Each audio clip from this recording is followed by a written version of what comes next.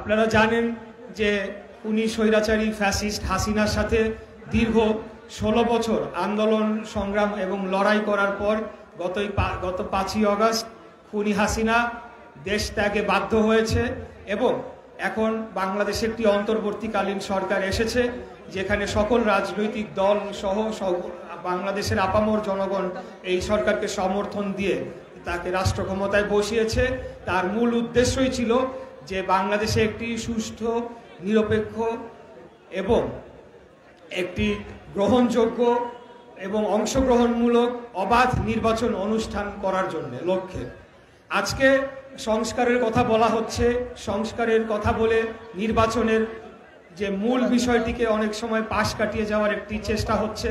কখনো কখনো গণপরিষদ নির্বাচনের কথা বলা হচ্ছে, কখনো স্থানীয় নির্বাচনের কথা বলা হচ্ছে, কখনো খুনি হাসিনার বিচারের দোহাই দিয়ে নির্বাচনের বিষয়টিকে পাশ কাটিয়ে যাওয়ার চেষ্টা করা হচ্ছে কোনো মহল থেকে।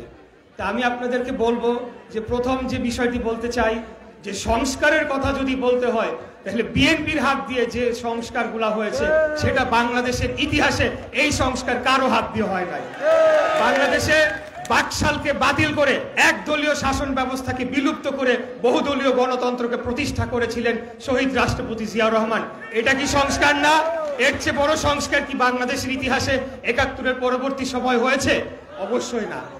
আমি বলতে চাই এখানে যে সংস্কারের কথা যদি বলতেই হয়, ২০১১ সালে যখন তত্ত্বাবধায়ক সরকার ব্যবস্থা বাতিল করা হয় ৩০ জুন পঞ্চদশ সংশোধনীর মাধ্যমে খুনি হাসিনা অবৈধভাবে জোর খাটিয়ে যে তত্ত্বাবধায়ক সরকার ব্যবস্থা বাতিল করেছিল, তখন থেকেই তো বিএনপি এবং অন্যান্য রাজনৈতিক দল আমাদের নেতৃত্বে রাজপথে ছিলাম। আমরা আন্দোলন সংগ্রাম করেছি। কেন? একটি সুষ্ঠু, সঠিক, নিরপেক্ষ নির্বাচনের জন্য, যেখানে জনগণ ভোট দিয়ে যাকে রাষ্ট্র ক্ষমতায় আনতে চায়, যাকে ভোট দিতে চায় তাকেই ভোট দিয়ে রাষ্ট্র ক্ষমতায় নিয়ে আসবে। অতএব আজকে সংস্কারের কথা বলে নির্বাচনকে পাশ কাটিয়ে যাওয়ার কোনো সুযোগ নাই।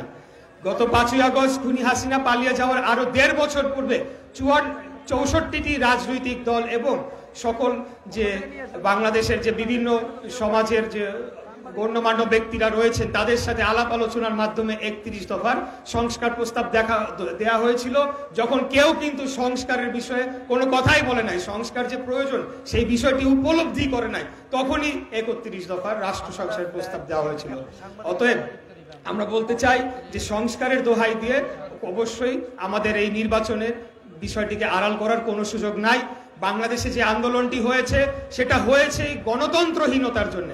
গত যে আন্দোলনটি হয়েছে সেটা অন্য কোনো কিছু না, গণতন্ত্রের জন্য আন্দোলন হয়েছে এবং গণতন্ত্রের প্রথম শর্তই হচ্ছে যে একটি সুষ্ঠু, সঠিক, অবাধ নির্বাচন, যেখানে জনগণ ভোট দিয়ে তাদের নির্বাচিত পার্লামেন্টকে ক্ষমতায় বসাবে।